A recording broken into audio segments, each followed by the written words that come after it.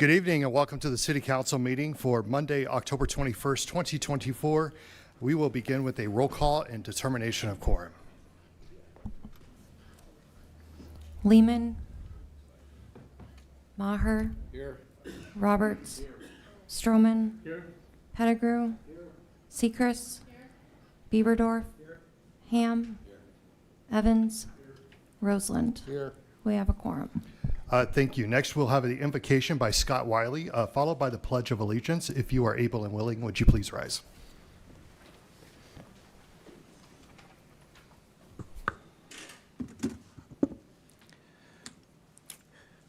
Lord, the business of our community belongs to you. For no level of human governance is outside of your purview. How we deal with one another in business or commerce and government is of utmost concern to you. And many of our wrongs against one another are in this very realm. Lord, when we're deceptive or dishonest or petty or lackadaisical in our duties and dealings with each other, you're not pleased, and the community is not blessed. But when we're righteous and diligent and fair and honest in our dealings, you bless and prosper the whole community.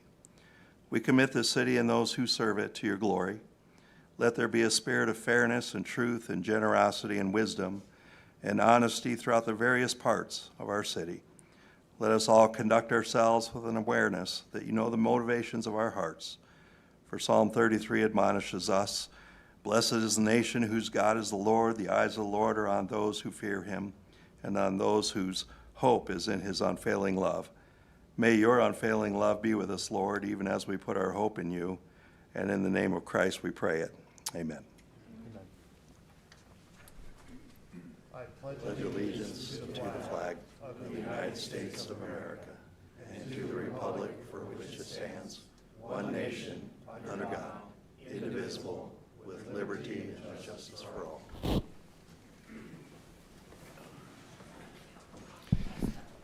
Thank you. To begin our evening, we will have a special presentation from Hesapa Otipi, and I believe we have Chante Hart. Hi, Chante. If you want to come on up and... Yes. The floor is yours. Can you hear me? Yes, ma'am. Well, good evening, Mr. Mayor and members of the City Council. As always, it's an honor to greet you and speak before you. My name is Chante Hart, and I'm the Executive Director of Hesapa Otipi. And we're really excited to be here tonight to give you an update. This is an exciting project for our community. It's a good, positive solution for all of us to collaborate together, and it's a chance for all of us to work together to provide necessary resources to improve our Indigenous community in a positive way. We think of Hesapa as Otipi as an epicenter of healing and as a way to work together and build the bridges and gaps of our historic culture in Rapid City. And so we're really excited and really grateful for you to listen to us and give us time tonight to give you an update. As we move into our design process, we invite all of you to join us to collaborate and to move forward with us in a good way, because Rapid City is a pillar in our co-design project, and it's in our community of co-designers. And so we're really anxious to present to you, and also would like to just really grateful that we're here and you gave us the time to connect tonight. So thank you very much. As you know, our purpose is to create a community center here in Rapid City, Indigenous hosted by the Lakota community. And this is a long time coming. We've been needing a community center for over 40 years, over 70 years. And so we're really anxious, and we really are the answer to our ancestors' prayers. And we always think of our grandmothers and those that came before us to make this happen. And so it's really an honor to be here and to invite all of you to be a part of this and to encourage a better relationship between all of us. So really grateful, and thank you for giving us the time tonight. Next slide, please. It's this one right here, right?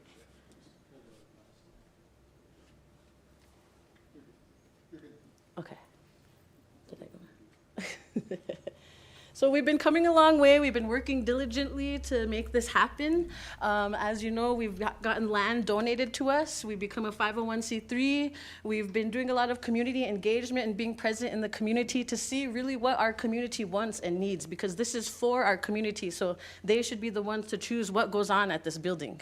And so, like I said, we're coming a long way and we're working diligently. And now we're moving into the design phase. So we're really excited to present to you on what is next to come.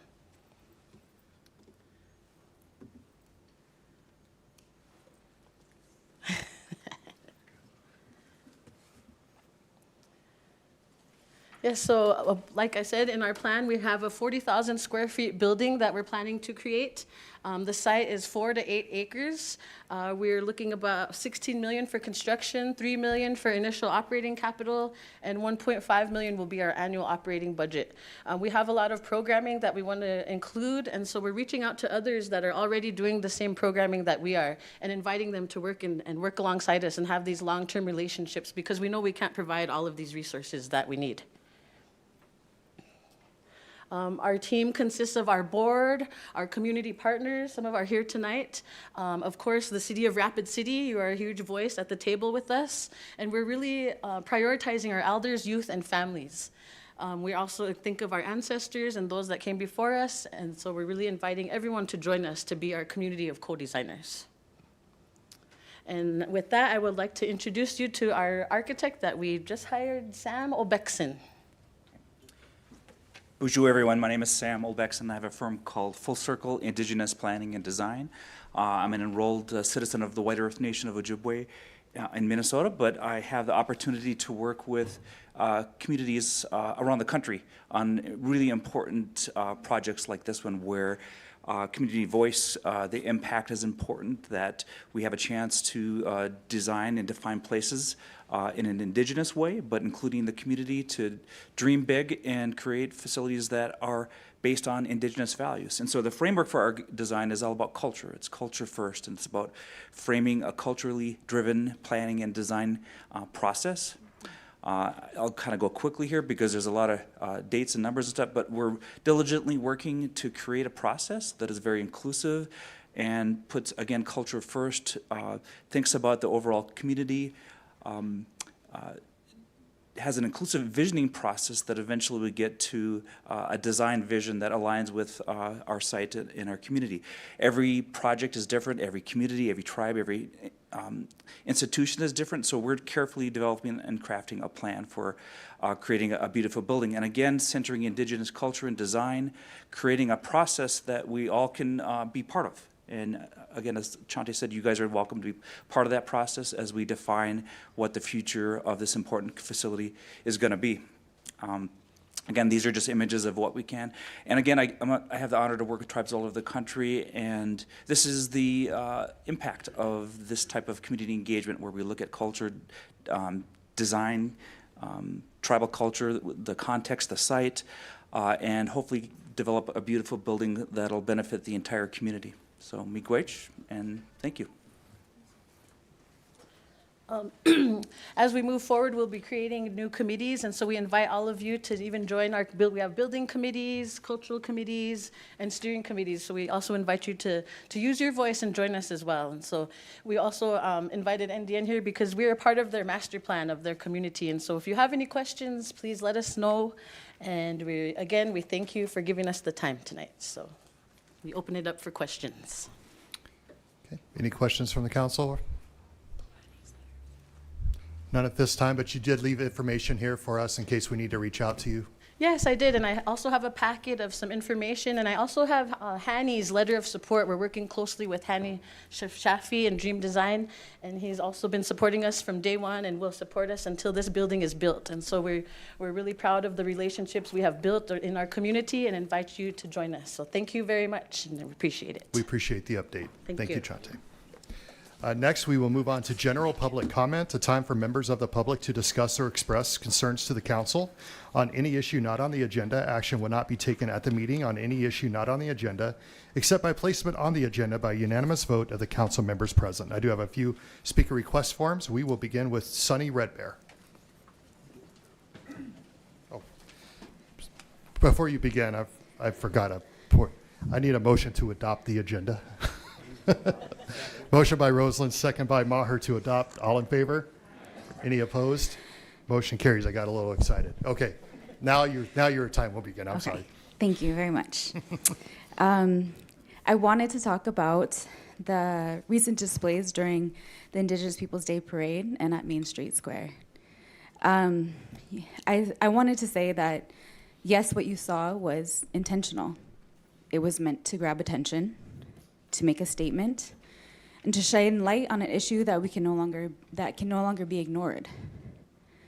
For far too long, Native people in this community have been expected to quietly endure injustices. We believe in the power of our voices, and we believe in the possibility of change. People's concerns over masks, music, and flags shows that you're paying attention, and that's a start.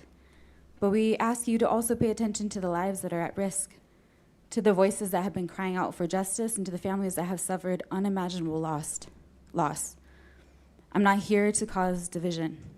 We're here to open a necessary dialogue, one that leads to real healing and real progress. When Native people are disproportionately affected by police violence, it is not just a statistic, it's a call to action. Let's not forget the names. Alan, he was shot 5 times by the Rapid City Police Department, just one day after attending a rally against police violence. Nathan, shot and killed during a mental health crisis. James, died in custody after being arrested for a minor violation. Richard, arrested during a mental health crisis, denied care, and later found dead in custody. And there are dozens upon dozens of names I could speak of. But let me be clear, these are not just incidences. These are people who are loved and who deserved better. Our community deserves better. And that's why we're asking for an honest conversation, not out of anger, but out of hope. Hope for a future where everyone can feel safe, respected, and valued. The mayor's decision not to meet with us doesn't mean we'll stop reaching out. We want to work together. The Oglala Sioux Tribe has passed a resolution calling for a Department of Justice investigation into the actions of the Rapid City Police Department and the Pennington County law enforcement. This isn't about being an angry Native, but about finding solutions and ensuring accountability so we can build a community where everyone feels safe. We know that addressing these issues can be uncomfortable, but discomfort can also be an opportunity to listen, to learn, and to grow. To those who felt challenged by our displays, we ask you to imagine what it feels like to live in a constant fear of being treated as less than, simply because of who you are. Our community's safety is not a suggestion, it's a fundamental right. And we want a city where every child grows up without fear, where every family feels secure, and where justice isn't just a word, but a lived reality for everyone. That vision is possible, but it requires all of us to step up and take action. Supporting a Department of Justice investigation is one step towards that future. And to those who may feel uneasy about Time's the up. ways we've Thank raised you. our voices, we All ask right, you to ma'am. join us in this Thank journey. you. Next up, Adrian Epp.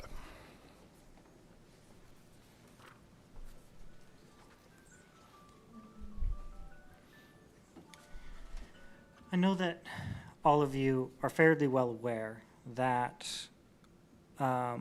we don't have the money to maintain our roads like we should. But it's a question of how did we get in this position? How did we go so far that we aren't able to properly maintain all the roads in this city? And there's a bunch of things to it. Mostly it boils down to car dependency.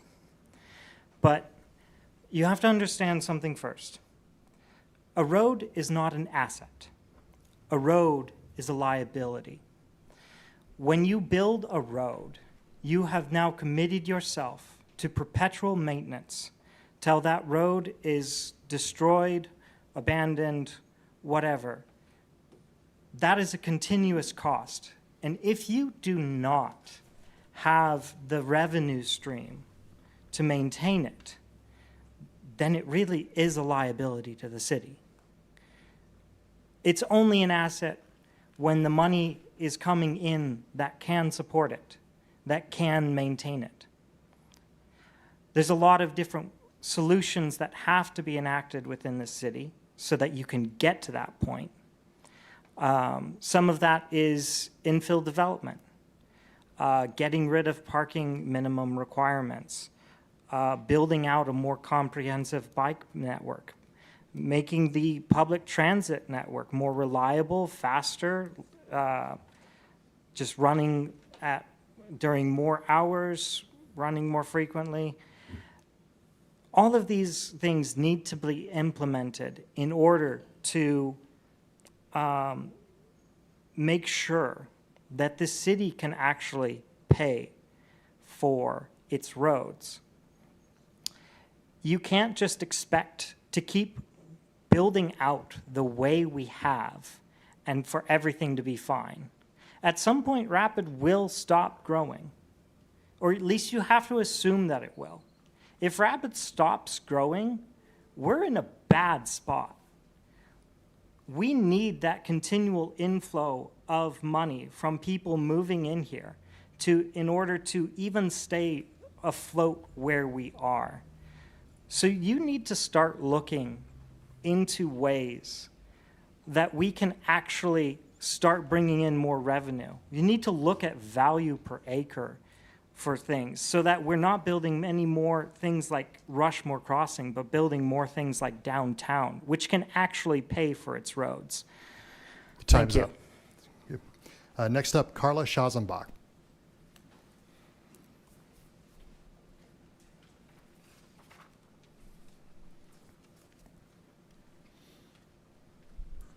Thank you, Mr. Mayor and City Council. Basically, I'd like to just take an opportunity to educate us or to start an education process on our fluoridation of our drinking water and some of the lawsuits, information that has come out from a lawsuit that has recently been settled. Recently, a lawsuit by Food and Water Watch Incorporated against the US EPA in regards to the fluoridation of drinking water. Fluoride does occur naturally in our water, but we also add fluoride to our drinking water for dental health benefits. Continued research has established that fluoride's connection to adverse effects such as enamel fluorosis, risk of bone fracture, and neurotoxicity associated with lower IQ level in children whose mothers are exposed to fluoride during pregnancy has been identified in this document. Per the court document, EPA's own experts agree that fluoride is hazardous at some level of exposure. Question is, at what exposure? So currently, recommended levels of 0.7 milligrams per liter, which is, I believe, what Rapid City does, has been found to exposure to the fluoride is associated with the adverse effect of reduced IQ in children, particularly in boys. And to cut to the bottom line, excuse me, based on the aforementioned factors and in view of the record evidence, the risk at issue, reduced IQ in children posed by water fluoridation at 0.7 milligrams per liter, is an unreasonable risk. The court stated the following in page 2, line 12 through 16. The court finds there is an unreasonable risk of such injury, a risk sufficient to require the EPA to engage with regulatory response. This order does not dictate precisely what response that must be. Amended TSCA leaves the decision in the first instance to the EPA. One thing the EPA cannot do, however, in the face of the court's finding is to ignore the risk. So I will give you a copy of this 80-page document. The EPA will probably not jump forward and make a recommendation as to what to do about this. I did speak with people in our water department. We do fluoridate at this levels, but they also stated to me that the city does not have the ability to change that. It lies with the state. However, just like the court said that we cannot do nothing, I certainly hope that you'll take a look at this document, reach out to the state, and start communicating to them to see what we can do to eliminate this neurotoxin from our water. Thank you. Thank you. And the final speaker request form for general public comment is George Saramuga. George, did I pronounce your last name correctly? Saramuga? I've heard worse. Me too. Good evening, Mayor, council members, and fellow citizens. My name is Dr. George Saramuga. I'm an osteopathic family physician, a veteran, and an ambassador for Christ. You know, I'd like to start in a prayer and unity circle, because in that circle, we're all equal. There's nobody above us, nobody below us, nobody in front of us, and nobody behind us. You know, and that circle is love, and love is what connects all that is good. So I invite you to look to your right, look to your left, and who do you see? If you see the image of the Creator, you're in a good spot, okay? All right, and so God doesn't call the qualified, He qualifies the called. When God calls you to action, He calls you to obedience. The success of the calling is His favor. The obedience is up to you. When God picks you, He equips you. Worldly success is power, fame, money. God's definition of success is so much different. It's obedience, empowered by the Spirit of God, motivated for the love of God, and directed toward the advancement of the kingdom of God. So bottom line up front, folks, I'm here to invite you to join a movement, the Lead with Love Foundation, for the salvation of souls. When you lead with love, you lead with God. We believe in the power of love to transform lives and communities. Our vision is to build a healthy, vibrant, and resilient nation grounded in love, compassion, and faith. I invite our community to cast a big net to build a future where love leads, where the foundation of strong nations start with the salvation of souls, the Great Commission. The greatest gift we can give ourselves and our family is to walk the red road, the path to salvation with our loved ones. God never intended medicine or the path to salvation to be complicated or messy, but we've done a pretty good job at complicating them both. God's model of healthcare, creator model of healthcare, is 5 pillars of wellness. Water is life, mini wachoni, agua es vida. Food is medicine, exercise, sleep, and love and forgiveness. Okay? And so that's how simple it's supposed to be. And then Jesus knew that forgiveness would be difficult for his people. Remember the Lord's Prayer. Forgive our trespasses as we forgive those who trespass against us. Not 7 times, but 70 times 7. And Father, forgive them, for they not know what they do. So here's some examples of how we can grab some of that low-hanging fruit. Okay? Add Lead with Love to our email signature block and voicemail. Adopt Pine Ridge as a sister city. Sign entering Rapid City. Welcome to Rapid City, where we lead with love. Encourage our state officials to add Welcome to South Dakota, where under God the people rule. That's our state motto. Long-range planning considerations. Health is our greatest wealth. Let's build the Center for Holistic Health and Healing of the Pahasapa up at Crazy Horse. And so I invite you to February 22nd, 2025 for a meeting to build this foundation. All right, thank you. That'll conclude general public comment. We will move on to non-public hearing items 2 through 33 and open public comment for items 2 through 29. I do have a couple of speaker request forms to begin with. On item number 15, Adrian Epp.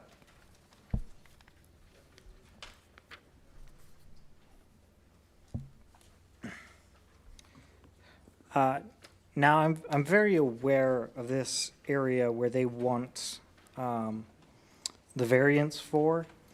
I've been on that road many times, walked, cycled, and driven on that road. And it does need a sidewalk, regardless of what they may think. And also, I read the details of their request, and they mentioned the closest sidewalk being on Omaha, 600 some feet away. It's actually south of them, about 200 feet away. So I'm not sure why if they're intentionally misleading you with that or not. But again, this is about incremental improvement, not about connecting everything all at once. So this is something that needs to be done, and you really shouldn't put it off. Their other point was about the need for ADA crossings at the railroads. Now, I believe that this will eventually happen anyway. So, not really a good point against installing a sidewalk. So, that's about all I had to say about it. Hopefully, you make the right decision. Thank you. Next, Brett Gordon for item 28.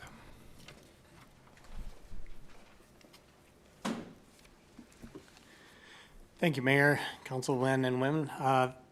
Just wanted to say that at this point in time, the city is at a crossroads where they have some great opportunities with Rapid Trip 2050 coming up and the study that's going to be done on the relocation of the rail yard. Rail is essential to commerce, and we here in Rapid do not, in fact, the state of South Dakota really does not have a sufficient rail system to be able to improve the access to commerce. Build it and they will come is something that we've heard many times, but oftentimes is not implemented. we've got an opportunity now with these feasibility studies to take a look at the potential for relocating the rail yard. And along with that, I recommend that you also take a look at the opportunity to build in a container handling yard, or what they call an intermodal yard, where containers can come in on freight rail as opposed to just bulk cars, which is what you're primarily used to seeing. Coal, clay, grains, those are all transported primarily through bulk cars. Commerce today is primarily transported via containers. Containers that come from overseas, containers that come from within the United States. So having a rail yard that also can accommodate intermodal transportation will dramatically improve the access to transportation, and if you want to look at it, even green transportation, rail over road. So take that opportunity, take the money that's being offered, and if it does cost some more to be able to look at that opportunity to bring in an intermodal yard, plan for it now. I had the opportunity in 2008 of adding to a feasibility study in Las Vegas. Las Vegas has no container yard, and they have grown dramatically in terms of a distribution hub. Now, 20 years later, approximately, they're saying, hey, we got to have a rail yard. So now is the time to do that. You have the money and the study that's going to be conducted. Take this opportunity and look toward the future, not just the present. Transportation is not just road transportation, but rail transportation, and commerce really is facilitated through the container movement of freight. Thank you very much. On the dot. Thank you. That concludes the public comment portion for the non-public hearing items, and we will move on to non-consent items 2 through 29. Would the council wish to remove any items for separate consideration? Otherwise, I'll entertain a motion to approve the balance. Greg Stroman. I'd like to pull 17 and 28.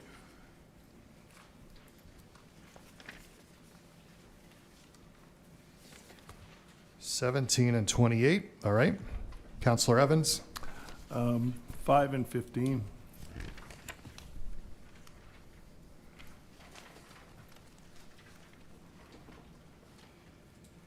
Okay. Any other items? Otherwise, I'll entertain a motion to approve the remaining items with the exception of 5, 15, 17, and 28. Got a motion by Ham, second by Bieberdorf. All in favor? Aye. Any opposed? Motion carries. We'll go on to item 5. Authorize approval of a resolution adopting a 5-year plan for projects and programs to be funded from the vision account of the city's capital improvement and vision fund. Councilor Evans. You have the floor, sir. There it is. Well, I'm going to vote against this because, as we've had in recent discussions, we don't even know whether we're going to be fully funded for next year, depending on the way the vote goes. There's just too many unknowns. We don't even need to be thinking about spending money we don't have yet. So need to stop acting like people who all of a sudden came into a windfall, and the minute you get a little dough, you're burning a hole in your pocket. We can wait a little bit on this thing and discuss it after we know where the future is taking us. So that's the reason I will be voting no on that. Okay. City Attorney would like to chime in. I would just note that this is a set for hearing, so the intent would be to have a public hearing at the next meeting where we will have a resolution. I think you can anticipate the resolution will be consistent to the plans that the mayor has laid out. I don't think anybody anticipates that the council will approve the resolution at that meeting, but at least it'll get the discussion started. I would also say it's really, this round differs from the previous rounds because it really is a plan for how the money should be allocated, and there aren't really a lot of specific projects identified or any really specific projects identified. So it also starts to establish how projects will be awarded in the future. So Okay. Counselor Evans chiming back in. And I will reiterate, I don't care. I think it's too early to start talking about spending money you don't have. Wait till you have it. Thank you. Okay. Motion by Sechrist with a second by Bieberdorf to approve. All in favor? Any opposed? Motion passes with 1 no from Bill Evans. Item 15, approve request from Ian Garduna, I hope I pronounced that correctly, sorry Ian, from Renner Associates LLC for a variance to waive the requirement to install sidewalk along Maple Avenue as part of the requirements for a building permit per City Code 12.08.060. And Bill, I believe you wanted to speak to this. The floor is yours, sir. I'm just curious if anybody can explain the rationale in this particular spot. Perhaps our planning people could. Ms. Vicky, perhaps you could understand whatever rationale they have behind wanting this particular exception, because just from what I've read, I can't figure it out. Thank you. Should we go ahead and give it a Public Works a try? I think they're the ones that are originating. All right, Roger Hall, the city engineer. All right, thank you for the question. We looked at this in some detail. It's a heavily industrialized area. The railroad is right there. Being this close to the railroad, and we didn't see a very reasonable connection to existing sidewalks and to facilitate traffic through there. The other thing we also have to realize is when we touch that railroad property, we have to go out and ask permission from the railroad, and that takes 6 months to a year. And we didn't want to delay this developer from improving this property that long.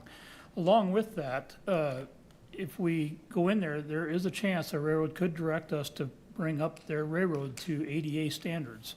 And that would be a huge cost to either us, the taxpayers, or to the developer along that area. But there's really no interconnectivity with the sidewalks in that area. Have you been able to visit the site?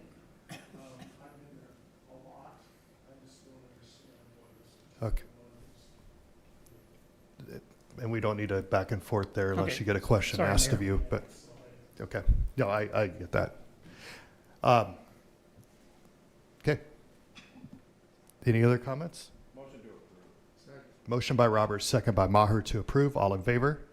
Any opposed? Motion passes with 1 no from Councilor Evans. Next, we'll move on to item 17, authorize the mayor and finance director to sign agreement between the city of Rapid City and Local 1031, Council 65, American Federation of State, County, and Municipal Employees, AFL-CIO, for the period of January 1st, 2025 to December 31st, 2026. Councilor Stroman, I believe you pulled this item. Thank you, Mayor. I'm going to be voting in favor of this contract, and I do want to thank the people who negotiated the contract and put the hard work into it. I know it's not easy to negotiate those things, but they were very diligent to their tasks, and they worked to a good agreement, and I appreciate the HR department and the finance department and whoever else was involved, and of course the negotiating team for the ASFI employees. I have a couple of comments about, specifically about the health insurance benefits. I think they are extraordinary, and I don't think you find them many places anymore. If I look at 33.01, it says the city agrees to pay 100% of the premiums of the group health insurance plan for each full-time benefited participating employee and 50% of their spouses and eligible dependents' premiums. That is a huge benefit. And I'm not sure that that's sustainable going forward. In fact, I don't think it is sustainable going forward. And I think that we have to take a look at that the next time we have a contract to approve. I'm sure that that was a tough negotiating item, and I'm just imploring that the people will keep that in mind the next time that we negotiate. Also, it looks like in 34.02, for any employee most recently hired before January 1, 2025, the city agrees to pay 100% of the cost of an employee's contributions to the group health insurance plan for each employee who retires, provided they meet certain criteria. Again, I think that's an extraordinary benefit, and I think that we need to really, going forward, consider if that's something that's sustainable. And with that, I'll yield. And thanks to the city attorney's office for their role in it too. Thank you. Speaking of great transition, we will go to City Attorney Joel Landine. Thank you, Mayor. I think, we've had these comments, and I think at least the city executive management team is aware of the desire of the council. Certainly was part of the discussions. I just wanted to touch on 2 items. The 100%, when I started with the city paid 100% for a single, and it was pretty good insurance. I will say one of the changes that the city's insurance committee made, which includes employees in the bargaining units, is now the free plan that the city pays 100% of is a high deductible plan that actually saves the city money. So there's some thought, there is some benefit to the city to incentivize employees who should be on the high deductible plan to go on the high deductible plan. But the city's traditional, what I would call the city's traditional health plan, which we frankly have also changed the benefits. The deductible has gone up significantly over the last 4 or 5 years, things like that bring it more in line with other health plans. That plan is no longer free, and all employees pay for that plan if you want that plan. So again, we have, even though we couldn't necessarily get the union to remove the 100%, we have transitioned the 100% free plan to a lower cost plan for the city to try to save money. As far as the retirement, again, I think everybody's on the same page, both management, staff, even the unions. I think the union members on the healthcare committee realize that 100% paid plan. However, the retirement benefit is something I've been with the city for 20 years, and it probably predates me by 20 years. So it is a long-term benefit. So trying to get that out of the contracts and make changes is a rather slow process for such a long-standing benefit. But we are having those discussions in all the union negotiations. So just wanted you to be aware of that. Thank you. We'll entertain a motion. Motion by Ham, second by Roseland to approve. All in favor? Aye. Any opposed? Motion carries. Item 28, authorize staff to advertise the request for proposals for the rail yard relocation and railway alignment study. Councilor Stroman, you pulled this item. Thank you, Mayor. I was listening to Mr. Brett Gordon speak at the dais. I've listened to him speak at the dais in the past. I've spoken to him off the record on many occasions. I find him to be an extremely knowledgeable person when it comes to logistics, transportation, commerce, any of those types of things. He has a wide range of experience from the military and beyond, and I think he would be a resource that I hope that if the community development or whoever's working on this planning issue, if they would reach out to him, I think he would be an excellent resource, and that's all I have to say about that. I yield. Thank you. Motion by Sechrist and a second by Roberts to approve. All in favor? Aye. Any opposed? Motion carries. That takes us to the end of consent items, and we will move on to non-consent items 30 through 33 and open public comment for items 30 through 33. I do have one speaker request form for item number 31. Mike Duncan, you have the floor, sir. As a reminder, you have 3 minutes, and you'll have a countdown timer right above my head here. Thank you, Mr. Mayor. I'm just here with my wife, Stephanie, to answer any questions you may have about the variance that we've asked for. So if you have any questions concerning that variance. Tell you what, when we get to that item, they can call you up here, but now they know that you're here, they can call on you when we get to item 31. Does that work? Works for me, thank you. Okay, thank you. And that will conclude the non-consent item public comment, and we will move on to item number 30. First reading of ordinance number 6638, an ordinance regarding supplemental appropriation number 6 for 2024. Motion by Sechrist, second by Roberts to approve. All in favor? Aye. Any opposed? Motion carries.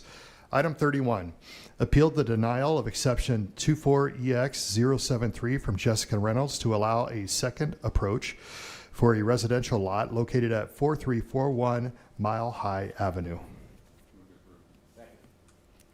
Okay, we have a motion to approve with it. by Ham, second by Roberts. Counselor Stroman, I see you're in the queue. Was that a mistake? All right. Well, just keeping that line open. All right. I see no one else in the queue, so we're voting on approval. All in favor? Any opposed? Motion carries. Item 32, approve resolution number 2024-086, a resolution expressing the City of Rapid City's opposition to the adoption of initiated measure 28. Motion by Roberts, second by Maher to approve. We will go to Councilor Stroman. Thank you, Mayor. I think this is a really important matter for us, and I wanted to have some discussion about it. When I attended the South Dakota Municipal League, they had quite a presentation about the issues that exist with this initiated measure. And I know the city attorney is pretty well versed on it, and he spoke at the Legal and Finance Committee meeting about it. And I wonder if I could toss it over to him to have him speak for a few minutes. The ramifications to this are far-reaching, and it is not going to solve any problems. I'm just like everybody else. I'd like to see tax reform and everything like that, but this is not the vehicle for that. This is a poorly drafted measure. It's not going to benefit the citizens of the state of South Dakota, and I would urge that people vote against this measure. Okay, I yield to the city attorney. Thank you. City Attorney Joel Landine. Thank you, Mayor. To build on some of that, the concerns with the language are that in state law, it actually says that the city sales tax shall conform to the state sales tax in all respects except for the rate.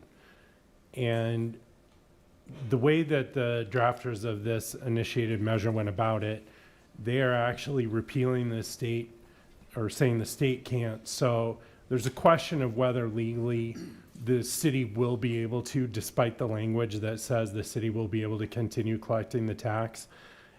At the very least, it's an uncertainty. So it's likely to require a judicial interpretation or could be subject to a judicial challenge.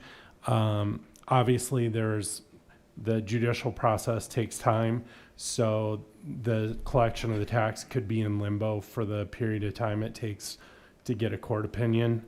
And that's one of the concerns. Another concern is state law really doesn't define human consumption.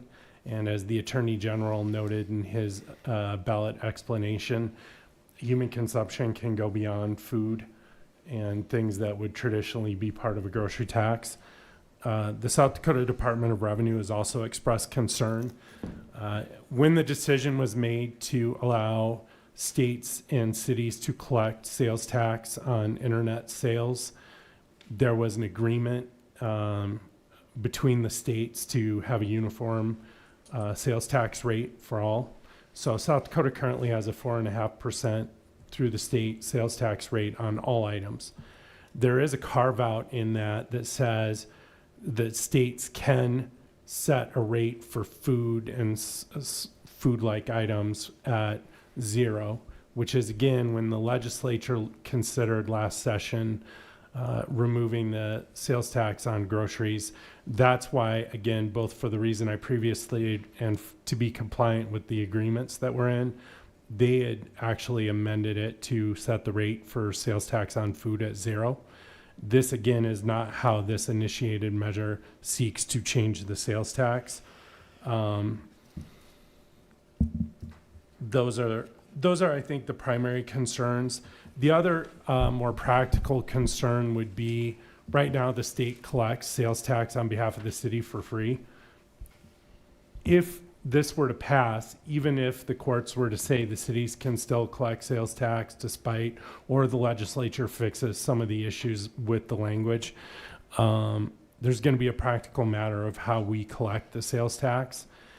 We're either going to have to establish our own sales tax collection program, which means probably hiring people to then do that and process the applications and collect the money, or we're going to have to pay the state to do it. And at this point, nobody knows what the cost of that would be, but certainly our revenues are going to decline or not rise like they have been, because now we're going to have an overhead cost that we didn't previously have. So even if we can still collect the 2% on groceries, again, you're not going to collect as much money because of the overhead costs of collection. And I can't imagine the state is going to continue to collect the tax for free when they're going to be losing the most revenue out of this and probably have to do staff reductions. So I frankly doubt they're going to have the staff to process this unless the local communities are paying them to collect it on their behalf. Thank you. And if there's no other comments, since it's my item, if it's all right if I speak to it. We put this on here. Rapid City has deep concerns if this is passed. And if it is passed, we will work with the legislature to untangle the knot that's created by this messy initiated measure. As stated earlier, the definition of consumables appears to go far beyond just groceries. It could mean a lot of things that touch your mouth and things that weren't in there. And despite the measure's claim that it will not impact municipalities, the fact is state statute disagrees. And so we would have to, again, work with the legislature in order to untangle that knot to make sure that we could at least continue to have the revenues that we have.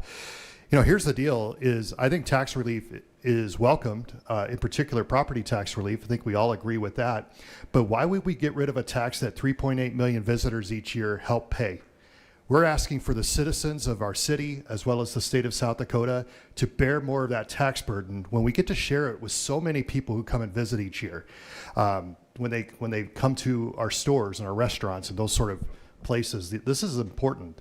And so in my mind, this doesn't make any sense at all. It's poorly drafted. It's confusing. And anybody who thinks it's just going to save you money, it's going to end up costing you money. So obviously, we are opposing this because it directly does impact how the city operates. And we felt like we had the right to share our opposition.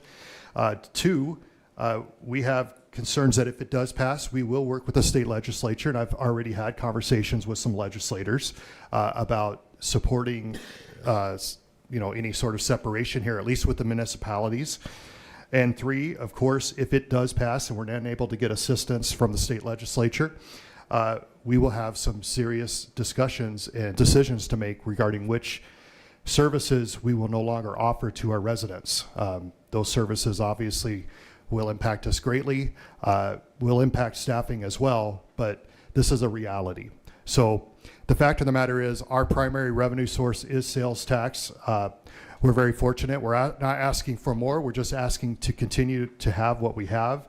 And so we want to go on record stating our opposition because it directly impacts the operations of city government. And we do believe it's relevant and that the city and citizens of Rapid City deserve to hear from us on this measure. So thank you to Councilor Stroman for urging me to place this after discussion and consultation with our city attorney as well to make sure that we are not stepping out of bounds in doing so.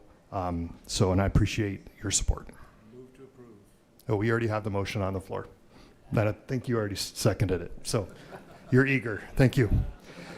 All right. All in favor? Aye. Any opposed? Motion carries unanimously. That takes us to item 33.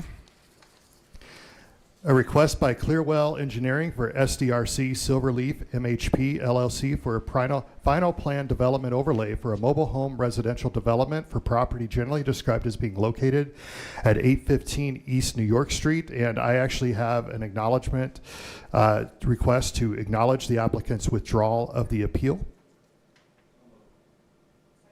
Got a motion by Roberts, second by Sechrist to acknowledge the withdrawal of the appeal. All in favor? Any opposed? Motion carries. That takes us to public hearings items 34 through 35, and we will open public hearing comment for item 34 and 35, but we do not have any speaker request forms, so we will close the public hearing for items 34 and 35. And that will take us to the end of the consent public calendar and move on to non-consent public hearing items 34 through 35. I will read this in. Second reading of ordinance number 6636, an ordinance amending clerical errors and redundancies in chapter 17.28.040, 17.50.020, 17.50.250 of the Rapid City Municipal Code. Motion by Ham, second by Roseland to approve. All in favor? Any opposed? Motion carries. Item 35, approve resolution number 2024-015, a request by TUI Design Group for Northwestern Engineering for a vacation of right-of-way property generally described as being located north of East Watertown and east of Spruce Street, Fiegel subdivision. Motion by Sechrist, second by Roberts to approve. All in favor? Any opposed? Motion carries. That takes us to the bill list, and with that, we will go to Finance Director Daniel Ainsley. Thank you, Mr. Mayor. The bills for tonight total $11,328,807.08. Motion by Roberts, second by Ham to approve. All in favor? Any opposed? Motion carries. Very quickly, just a note to make sure that you vote early. I believe right now you can still vote early at the County Administration Building. They're open Monday through Thursday, just as an FYI, but we encourage you to obviously vote on Election Day, but voting early is underway. With that, I'll entertain a motion to adjourn. Motion by Roseland to adjourn with a second by Stroman. All in favor? Any opposed? We're adjourned. Thank you.